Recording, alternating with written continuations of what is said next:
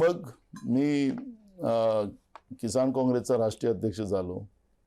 देशभरामध्ये शेतकऱ्यांचे आंदोलन केले, कारण मी मूळ शेतकरी आहे आणि शेतकऱ्यांच्या हिताची लढाई लढायची आणि त्यांना न्याय मिळावा ही अपेक्षा माझ्या मनात होती आणि ती संधी मिळाली. पूर्ण देशभर गेलो.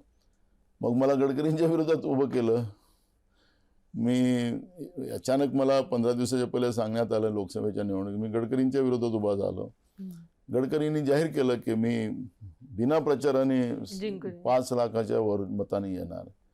पण जेव्हा माझं मोहीम सुरू झाली प्रचाराची, त्यावेळेस गडकरी साहेबांना पाणी प्यायला लागलं आणि मग मोसम बदलला. त्याच्यात मी निवडून येईल अशा पद्धतीचं वातावरण सुरू झालं आणि मग गडकरी साहेबांनी खूप प्रयत्न केला आणि गडकरी साहेब निकालाच्या नंतर ते निवडून आलेत असं आपण पाहतोय. मग मी म्हणालो की मग विधानसभेच्या निवडणूक आल्या. मला राहुल गांधींनी त्यावेळेस निवडणूक प्रचार प्रमुख या काँग्रेस कमिटीचा केला. मी काही मागणी नव्हती केली, त्यांनी केलं. मग ते झाल्यानंतर मी म्हणालो की मी विधानसभा नाही लढत आता.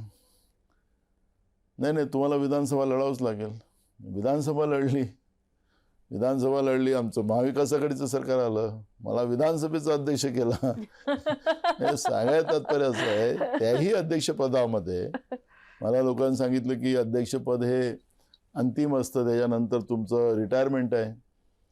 मी म्हणालो की हे पद आता आहे, संविधानिक पद आहे, हे पद लोकांच्या फायद्याचं कसं असू शकतं, यासाठी उपाययोजना आम्ही सुरू केल्या. मग त्याला राज्याच्या मुख्य सचिवाला आम्ही गेटवर उभं केलं होतं. अजय मेहता त्यावेळेस होते. कारण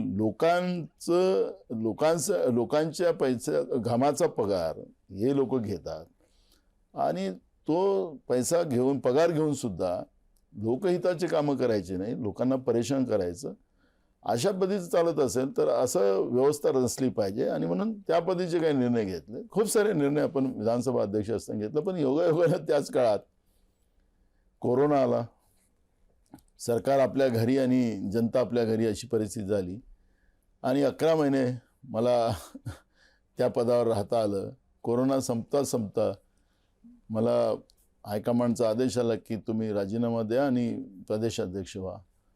पक्षाचा आदेश मान्य करून मी प्रदेशाध्यक्ष झालो आणि प्रदेशाध्यक्ष होऊन मी पुन्हा वाटचाल चालू केली. महाराष्ट्रात 1 नंबरचा पक्ष करायचा निर्णय घेतला आणि खासदार सगळ्यात जास्त महाराष्ट्रात काँग्रेस पक्षाचे निवडून आले.